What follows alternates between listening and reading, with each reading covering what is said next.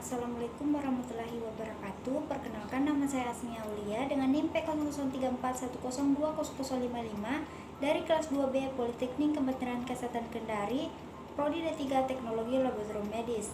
Nah, pada kesempatan kali ini saya akan menjelaskan mengenai proses metabolisme protein. Halo, di sini saya akan menjelaskan mengenai metabolisme protein. Protein merupakan polimer alam yang tersusun dari berbagai asam amino molekul ikatan peptida, di mana ada dua jenis protein, yaitu protein hewani, yaitu asupan nutrisi yang berasal dari hewan atau produk olahannya, dan yang kedua yaitu protein nabati berasal dari konsumsi tanaman atau berbagai jenis olahannya. Selanjutnya yaitu fungsi protein. Yang pertama itu sebagai biokatalis, sebagai pengangkut, contohnya itu seperti hemoglobin, sebagai reseptor, sebagai pembawa pesan, sebagai pembangun atau struktural jaringan, sebagai pelindung, dan juga sebagai pertahanan tubuh. Kemudian, proses pencernaan protein, di mana sebagian besar zat makanan dipecahkan menjadi molekul yang lebih kecil di mulut, di lambung, dan juga diserap oleh usus halus.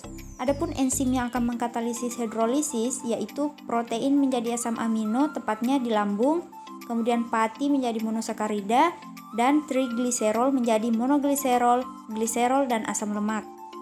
Selanjutnya, urutan pencernaan protein. Yang pertama itu di mulut, di mana makanan dikunyah menjadi ukuran yang lebih kecil. Yang kedua di lambung, di mana enzim protease mengubah makanan menjadi asam amino dan mengubah protein menjadi peptida. Kemudian yang ketiga yaitu di usus halus, di mana asam amino diserap dan masuk ke aliran darah bersama nutrisi lainnya. Nah, proses metabolisme protein. Secara umum, metabolisme protein saat protein berada di dalam sel akan diuraikan oleh protease dan juga peptidase melalui proses anabolisme dan katabolisme. Asam amino yang terbentuk dari katabolisme protein akan dimetabolisasi menjadi amonia dan kerangka karbon. Selanjutnya, kerangka karbon akan ikut dalam siklus asam sitrat atau TCA dan gluconeogenesis, sedangkan amonia akan mengalami sintesis membentuk urea atau membentuk asam amino baru. Oke, selanjutnya yaitu ada katabolisme nitrogen asam amino dan juga ada transaminasi, di mana transaminasi adalah pemindahan gugus asam alfa amino pada glutamat. Proses ini merupakan reaksi pertama dari proses katabolisme. Reaksi ini diawali oleh enzim transaminase. Selanjutnya ada deaminasi oksidatif dan juga proses di mana amonia diangkut ke hepar oleh glutamin, serta ekskresi nitrogen dan siklus urea. Nah, kemudian ada biosintesis protein yang merupakan proses pembentukan asam amino melalui kode gen yang dibuat oleh DNA.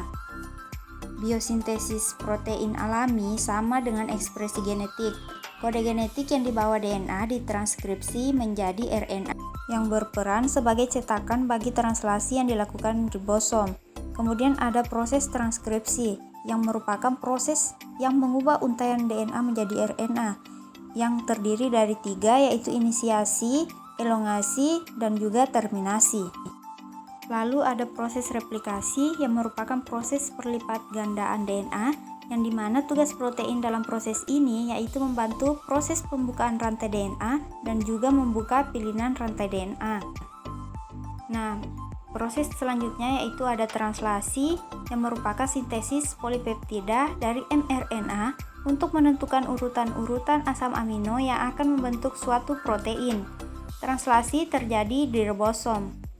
Lalu ada juga tahapan proses translasi yaitu inisiasi, tRNA berada di start codon, elongasi atau penerjemahan kodon mRNA oleh tRNA, dan yang ketiga yaitu terminasi atau tRNA berada di stop codon.